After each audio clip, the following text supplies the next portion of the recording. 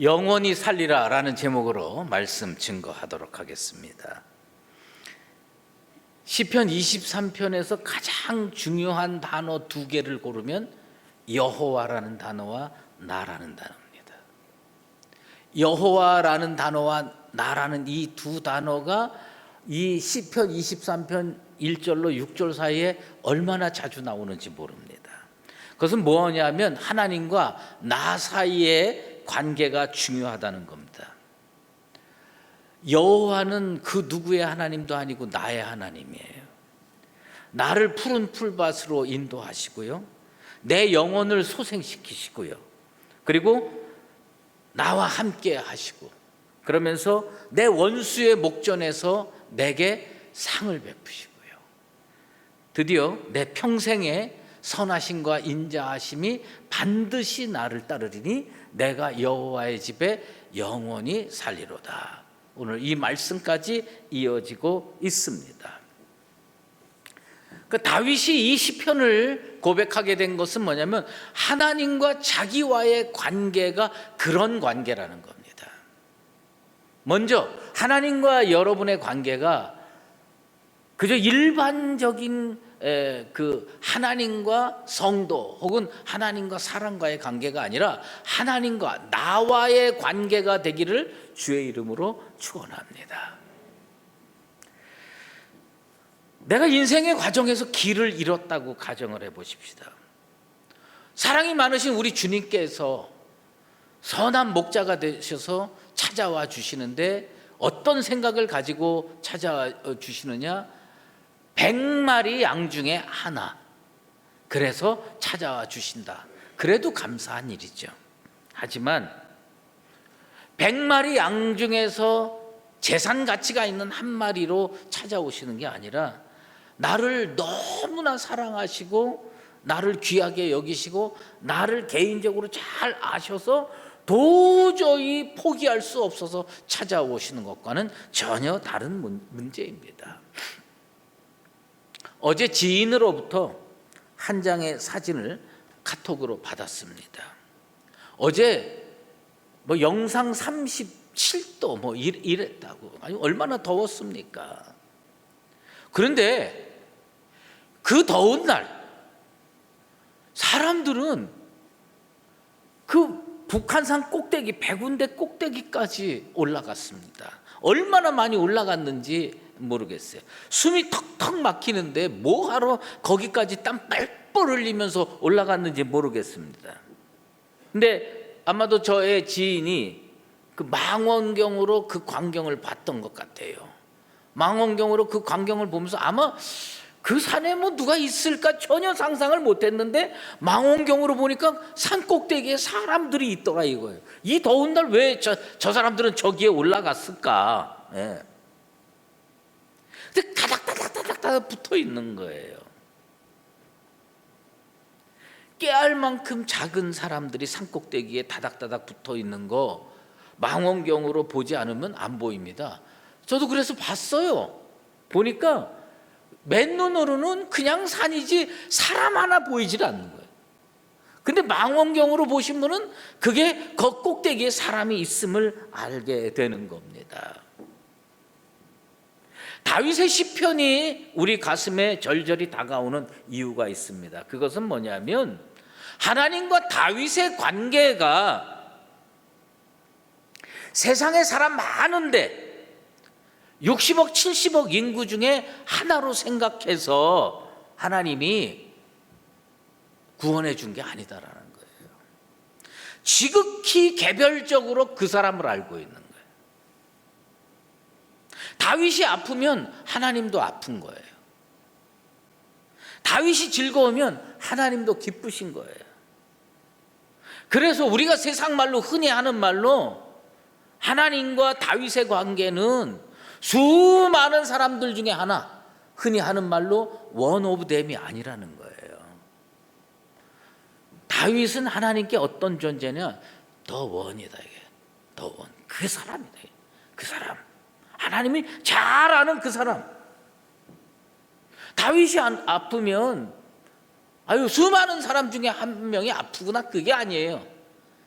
내 아들이 아프구나. 내 자녀가 아프구나. 독일 작가 레마르크라고 하는 사람이 쓴 유명한 소설이 있습니다. 제가 젊은 시절에 읽었는데요. 서부전선 이상 없다라는 소설입니다. 주인공은 파울 보이머라고 하는 사람이에요. 근데 이 사람이 2차 대전에 독일 군으로 참여합니다. 근데 전쟁에 왜 참여했느냐? 자기 담임 선생님이 나라를 위해서 이게 애국하는 일이다. 그래서 감동받아가지고 자원 입대했어요. 자원 입대했는데 같은 반 친구들하고 다 같이 군대에 갔는데 다 죽었습니다. 그런데 이제 종전을 앞두고 있어요. 이제 전쟁이 다 끝났습니다. 이제 더 이상 죽을래야 죽을 수도 없는데 그 종전을 앞둔 그날 이 보이머가 죽습니다. 보이머의 입장에서 이 전쟁을 생각해 보면 내가 죽었는데 세상이 조용하면 되겠어요? 근데 보고서가 나옵니다. 서부전선 이상 없다. 아니 내가 죽었는데, 내가 아픈데, 내가 고달픈데, 내가 힘든데 수유제일교회 이상 없다. 백운대 이상 없다. 서부전선 이상 없다. 이거 말이나 되는 일입니까? 여러분 하나님 왜 믿습니까? 예수님 왜 믿어요? 예수 믿으면 구원받기 때문입니까? 맞아요. 중요한 이유예요. 예수 믿으면 구원 얻지요. 그런데 제가 예수 믿는 이유 중에 여러 이유가 있지만 그 중에 하나는요, 하나님은 나를 원 오브 댐으로 알고 계시질 않아요. 여러 사람 중에 한 사람, 저기 어디 있는지도 모르고 저 산꼭대기에 진짜 점처럼 보이는 그 사람들 중에 하나로 우리 하나님은 나를 생각하지 않는다는 겁니다. 하나님은 나를 조인서로 알고 있어요. 내 취미가 뭔지도 알고요. 내 머리털도 세신바되고요. 내 장기가 어떻게 아프고 힘든지도 알고 있습니다. 우리 성도들이 가끔 이제 경건서적을 읽죠. 경건서적을 읽는데 사람마다 그 경건서적을 고르는 기준이 있어요. 근데 저는 최근에 유명한 그 기독교 작가들, 목사들 중에서 저하고 딱 맞는 목사님이 한 분 계세요. 그게 뭐냐면 카일 아이들먼이라고 하는 분이에요. 나는 그 사람 책을 보면 그렇게 가슴에 다가올 수가 없어. 예. 근데 최근에 그 사람이 쓴 책 중에 하나가 뭐냐면 한 번에 한 사람. 한 번에 한 사람. 그 제목을 딱 보는데 뭔가 그냥 영감이 쫙 오는 거예요. 그래서 그 책을 사서 읽었습니다. 근데 그 책에 무슨 내용이 나오냐면 하나님이 전능하세요. 예수님이 전능하세요. 근데 예수님의 전능하심은 어떤 전능하심이냐? 그는 이렇게 표현합니다. 예수님은 줌 렌즈를 가지고 사신다. 그러니까 예수님은 저 멀리 100명, 1000명 있는데 구분도 잘 안 되는 그 사람들을 다 사랑한다고 하고 그 사람들을 다 구원한다고 그렇게 하지 않는다는 겁니다. 주님은 나한테 어떻게 다가오시느냐? 줌 렌즈를 쫙 당겨가지고 나만 바라보는, 오늘 이 사람 바라보고 오늘 이 사람 바라보는 거예요. 세상에서 나를 사랑하는 사람 여럿 있습니다. 돌아가신 저희 어머님이 나를 알고 계시듯이 하나님이 나를 안다는 거예요. 내 아내가 나를 돌보듯이 하나님이 나를 돌보신다는 겁니다. 내 입장에서 나를 볼 수 있는 유일하신 분이 누구냐? 하나님이라는 거예요. 하나님의 전능하심은 통째로 다 사랑하고 통째로 다 구원하는 그런 전능하심이 아닙니다. 하나님의 전능하심은요, 개별적인 전능하심이에요. 이 사람은 이래서 사랑하고 이 사람은 이래서 구원해주고 이 사람은 이래서 들어서 주시는 거예요. 오늘 하나님이 여러분 개인의 하나님 되기를 주의 이름으로 축원합니다. 하나님은 어떤 하나님이냐? 나를 너무나 잘 알고 계세요. 그래서 나를 누구로 생각하느냐? 조인서로 생각하는 거예요. 며칠 전에 팔이 아파가지고 동네 정형외과 병원을 찾아갔습니다. 그 전주간에 축도를 하는데 이쪽 팔은 잘 올라가는데 이게 잘 안 올라가더라고. 너무 아파가지고 병원에 갔어요. 젊은 의사가 엑스레이 사진을 찍고 그것을 판독하면서 저를 불러서 그 앞에 앉았습니다. 그 진료실에서 그 차트를 이렇게 보고 그 다음에 저 엑스레이 사진을 이렇게 보다가 나를 탁 보더니 갑자기 벌떡 일어나서 나가버려요. 그래서 왜 저럴까? 잠시 궁금했어요. 한참 기다렸는데 돌아와서 이 젊은 의사 선생이 저한테 하는 얘기가 있습니다. 조인성 목사님이시죠? 나는 그분이 나를 알리라고는 진짜 1%도 생각 안 하고 그 병원에 갔는데 그분이 나를 아는 거예요. 아마도 우리 교회 유튜브로 예배를 드리시는 분 같아요. 조인성 목사님이시죠? 제가요 그 병원에서 나오면서 내가 진짜 얍삽하다는 걸 느꼈어. 왜냐? 그 순간부터 그 병원이 좋아지기 시작했어. 그리고 그 순간부터 그 의사의 치료가 너무너무 합당하고 적합한 치료야. 나를 누구로 아느냐? 조인성 목사님이시죠. 그리고 팔을 만지고 그 다음에 뭐 이렇게 하는데 그 부드러운 손길이 주님의 손길 같더라고. 야, 진짜 얼마나. 여러분, 그 병원에서 나오는데 아픈 데가 하나도 없는 거야. 이 의사가 나를 아는 거예요. 여러분, 더운 날 백운대 꼭대기에 올라간 사람을 망원경으로 찾아만 내도 대단한 일입니다.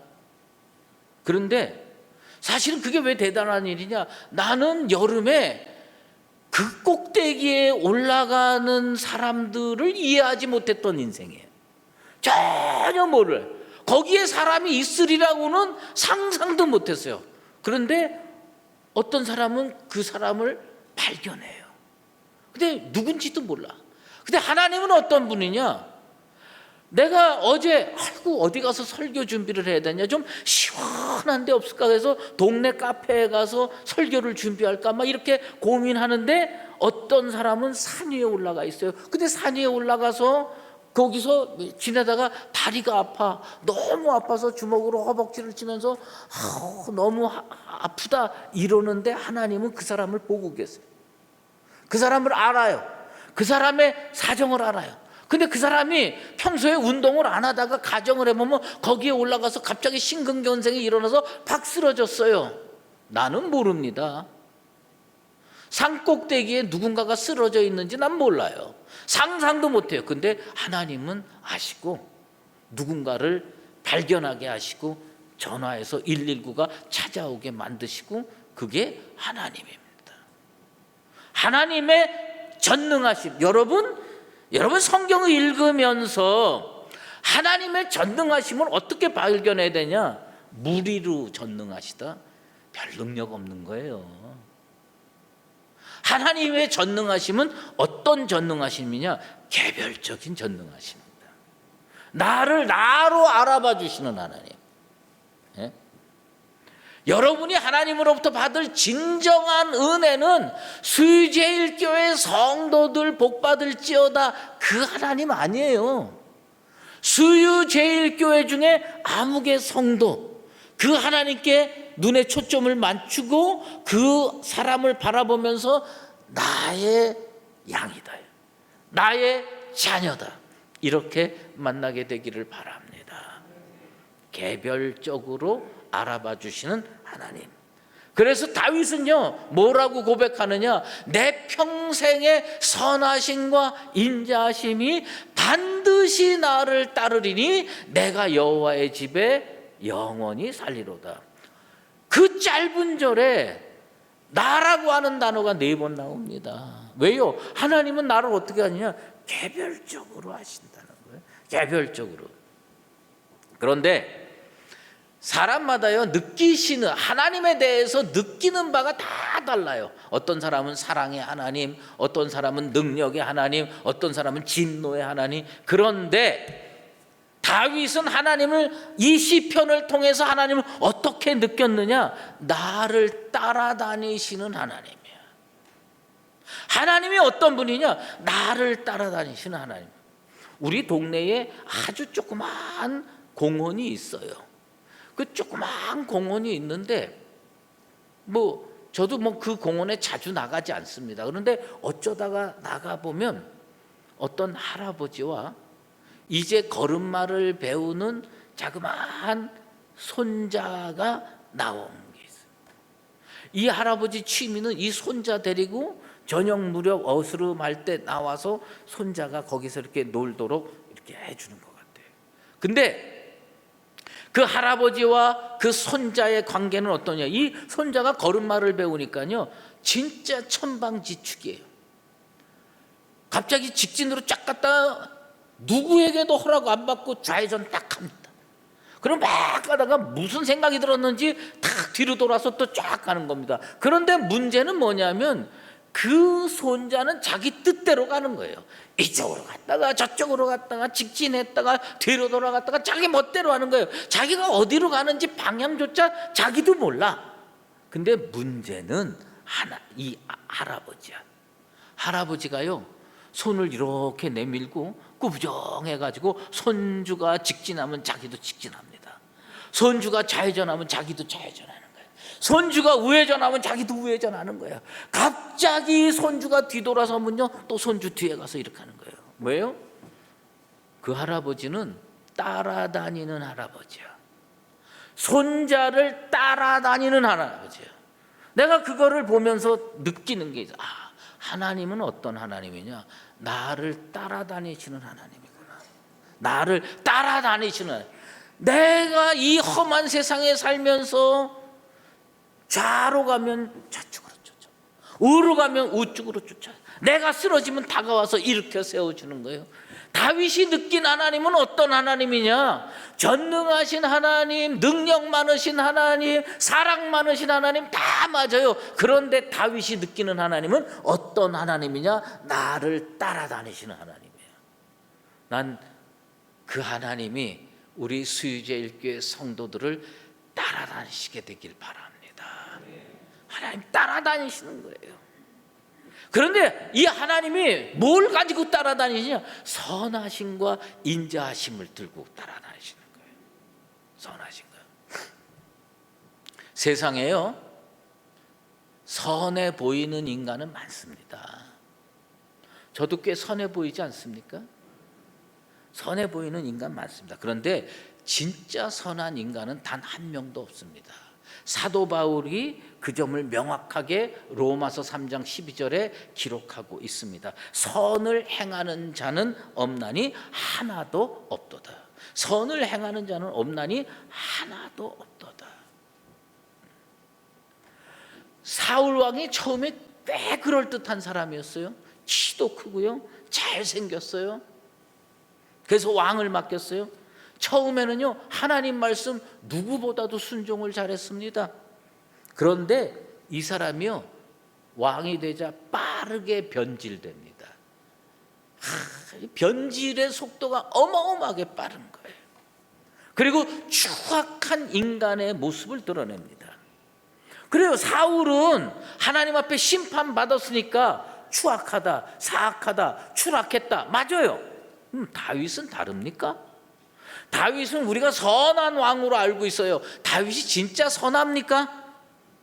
물론 선하게 보일 때도 있어요. 다윗이 언약궤가 예루살렘에 쫙 들어올 때에 이 다윗이 너무너무 예배를 좋아했어. 하나님 앞에 예배 좋아해서요, 에봇 입고 춤춥니다. 그래서 하체가 드러날 정도로 춤추고 노래하고 찬양하는 거예요. 그게 다윗의 모습이에요. 그거 보면 야, 이 사람 진짜 믿음 좋다. 그런데 그 똑같은 사람이 얼마 지나지 않아서 뭐예요? 목욕하는 여인 불러다가 간통합니다. 그 사람 진짜 옳은 사람 맞아요? 정의로운 사람 맞아요? 어디 그뿐입니까? 그 죄를 덮으려고 점점 악한 짓을 합니다. 그 남편 우리아를 불러다가 야, 집에 들어가서 아내 좀 보살펴. 말을 안 듣습니다. 나는 바깥에서 지내야 됩니다. 그래가지고 어떻게 이거 안 되겠구나. 자기 죄를 덮으려고 요압 장군에게 밀명을 보냅니다. 이 사람 죽여. 그래서 이 우리야 어디까지 전쟁 제일 깊숙한 적진에다가 딱 갖다 놓고 군대 쫙 철수합니다. 이 사람 쥐두새도 모르게 죽었어요. 네, 하나님이 그걸 보십니다. 여러분, 얼마나 치사합니까? 얼마나 사악합니까? 얼마나 문제 많은 인간입니까? 나는 지금까지 살면서요, 냄새나지 않는 인간을 단 한 명도 본 적이 없습니다. 그런데 그 냄새나는 인간에게 하나님의 선하심이 임하면 선한 왕이 되고요, 선한 사역자가 되고요, 선한 일꾼이 되는 거예요. 주의 선하심이 여러분 각자에게 임하게 되기를 축원합니다. 나같이 죄 많고 나같이 냄새나고 나같이 문제 많은 인간이 나대로 놔두면 사랑구실 못합니다. 그런데 하나님의 선하심이 임하면 살 수가 있어요. 요셉의 형들이요, 야곱이 죽자 전전긍긍합니다. 왜요? 지은 죄가 있거든. 동생 요셉을 애굽으로 팔아 넘겼어요. 그래가지고 야곱이 죽으면 자기네 끌려가서 다 벌 받을까 봐 전전긍긍하고 있는데, 그런 형들을 향해서 요셉이 뭐라고 얘기합니까? 창세기 50장 20절에 당신들은 나를 해하려 하였으나 하나님은 그것을 선으로 바꾸셨다. 나는 이 말씀이 그렇게 은혜가 될 수가 없어. 하나님은 그것을 선으로 바꾸셨다. 하나님이 나 놔두면요, 난 악인으로 살았을 거예요.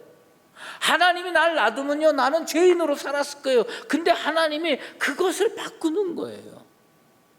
하나님이 여러분을 바꾸시게 되길 바랍니다. 하나님이 선하심으로 여러분의 인생을 덮어서, 은혜로 여러분을 덮어서, 여러분같이 나같이 죄 많고 문제 많은 인간이 하나님의 은혜로 일꾼다운 일꾼 되고 그리스도인다운 그리스도인 되기를 주의 이름으로 축원합니다.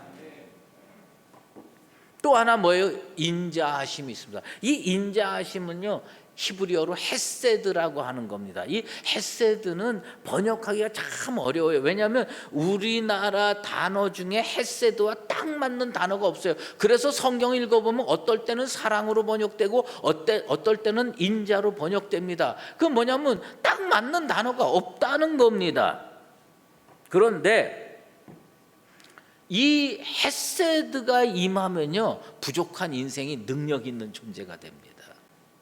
여러분, 다윗이요, 골리앗을 물맷돌로 물리칩니다. 그래서 우리는요, 다윗이 진짜 물매를 잘 돌리는 실력 있는 사람으로 알고 있습니다. 맞아요. 다윗이요, 매일 이거 돌려가지고 저쪽에다가 맞히고 연습해가지고 오차 없이 짐승을 물리치고 사람을 물리칠 수 있을 정도로 실력을 갖춘 것은 맞아요. 그렇다고 해서 다윗이 골리앗을 한 번에 여기 딱 맞춰서 쓰러뜨린다는 거, 그거 있을 수가 없는 일입니다. 사무엘상 17장 40절을 찾아보면요, 다윗이 큰 소리 쳤어요. 내가 골리앗하고 싸우겠다. 그리고 준비를 합니다. 무슨 준비를 하느냐? 시냇가에 나가서요, 물매에 쓰일 돌을 5개를 고릅니다. 둥글럽적하게 생긴 돌을 5개를 고릅니다. 이 사람이 진짜 실력자였으면 뭐 던지는 대로 딱딱 맞출 수 있으면 1개 골라가지고 가지, 뭐하러 5개를 골라가지고 갑니까? 인간은요, 그런 존재입니다. 내가 실력이 있어도요, 기분이 나빠서 틀릴 수도 있고요, 컨디션이 나빠서 틀릴 수도 있는 거예요. 5개를 왜 준비했겠어요? 하나, 평상시 같으면 하나면 되지만 마음이 두근반 세근반 하면, 골리앗 앞에서 하면 이게 손이 벌벌벌벌 떨려서 안 맞을 수가 있거든. 인간은요, 왜 5개를 준비해야 되느냐? 5개를 준비해도 다 못 맞출 수 있는 게 인간인 거예요. 그런데 하나님의 인자하심, 헤세드가 다윗에게 임하니까 어떻게 됩니까? 하나 가지고 딱 맞추는 겁니다. 여러분의 능력이 부족합니까? 여러분의 재주가 부족합니까? 하나님의 헤세드, 하나님의 인자하심이 여러분을 따르게 되기를 주의 이름으로 축원합니다. 사람이 하나님으로부터 받을 수 있는 최고의 은혜가 뭔지 아십니까? 하나님으로부터 기회를 물려받는 겁니까? 하나님으로부터 물질을 물려받는 겁니까? 하나님으로부터 달란트를 부여받는 겁니까? 그것도 하나님 앞에 은혜 받고 축복받는 거지만, 제가 생각할 때 하나님으로부터 받을 수 있는 최고의 은혜, 최고의 축복은 뭐냐? 하나님을 내 하나님으로 받는 겁니다. 하나님을 내 하나님으로 받는 거예요.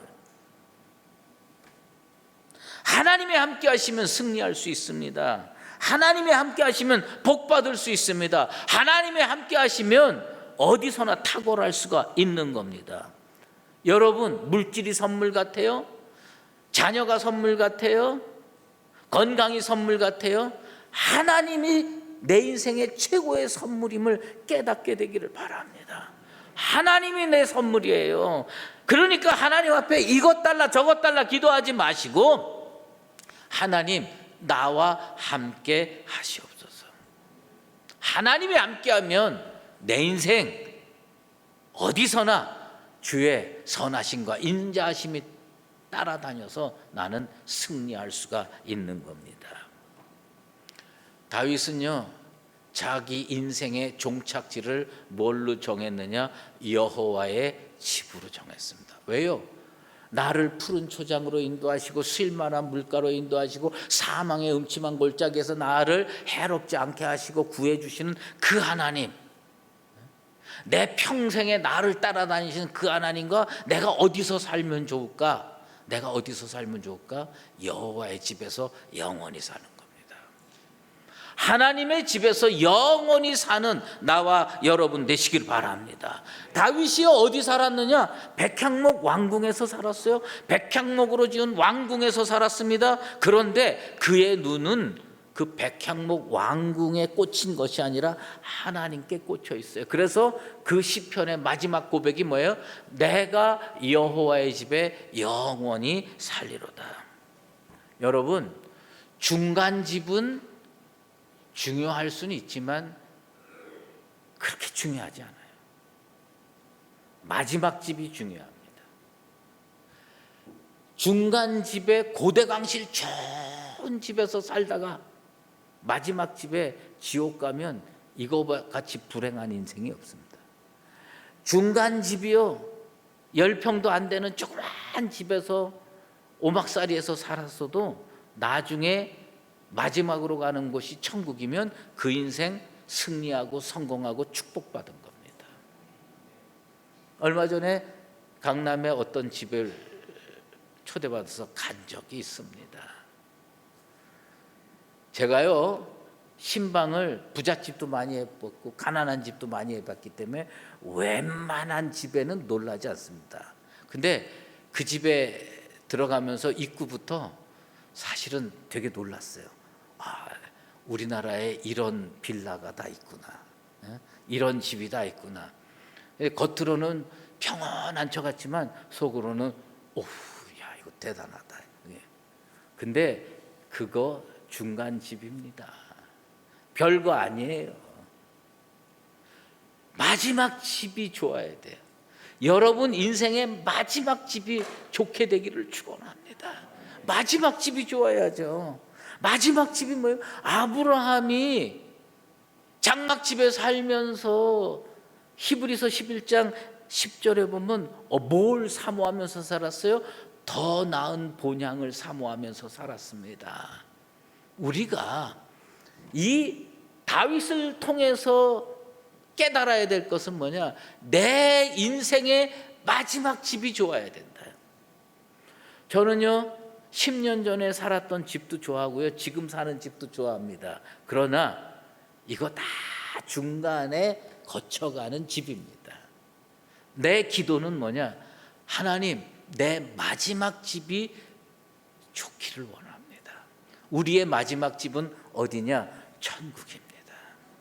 여러분, 이 땅이 아무리 좋아도 여기는 잠깐 거쳐가는 집입니다. 우리는 어디서 살아야 되느냐? 둘 중에 한 군데서 살아야 돼요. 천국에서 살거나 지옥에서 살거나. 이 땅에서 고대강실 좋은 집에서 멋들어지게 살았는데 마지막에 지옥 가면 그것은 실패한 인생입니다. 이 땅에서 정말 초라하게 살았어도 나중에 천국 가면 그 인생은 성공하고 승리한 인생입니다. 여러분은 어떤 인생이 되길 원합니까? 하나님 앞에서 영원한 승리가 있는 내 마지막 집이 천국 되기를 소망합니다. 여러분, 다윗은요 그걸 위해서 기도했고 고백했습니다. 여러분의 마지막 집은 어떤 집이 될 작정입니까? 이 땅에서 예수 잘 믿고 여러분의 마지막 집이 하늘 보좌에서 가장 가까운 곳에 정말 멋들어진 집에 그곳에서 우리 모두가 만나고 영원히 사는 축복을 누리시게 되기를 예수 그리스도의 이름으로 축원합니다. 기도하겠습니다. 하나님 아버지 감사합니다. 우리는 6주 동안 다윗의 시편을 살펴봤습니다. 여호와는 나의 목자시고 여호와는 나의 초장이십니다. 여호와는 오늘도 나를 인도하시고 이끌어 주십니다. 다윗처럼 내 평생에 선하심과 인자하심이 반드시 나를 따르리니 내가 여호와의 집에 영원히 거하리로다. 이 소망 가지고 이 땅에서 살아가는 우리 모두가 되게 도와 주시옵소서. 예수 그리스도의 이름으로 기도드리옵나이다. 이제는 우리 주 예수 그리스도의 은혜와 하나님 아버지의 극진하신 사랑하심과 성령의 인도하시고 교통하심이 여호와는 나의 목자이심을 깨닫고 내가 영원히 여호와의 집에 거하기로 살기로 작정한 사랑하는 수의제일교회 모든 하나님의 권속들과 주님의 몸된 교회 위에 이제로 영원히 함께 계시옵기를 간절히 축원하옵나이다. 아멘.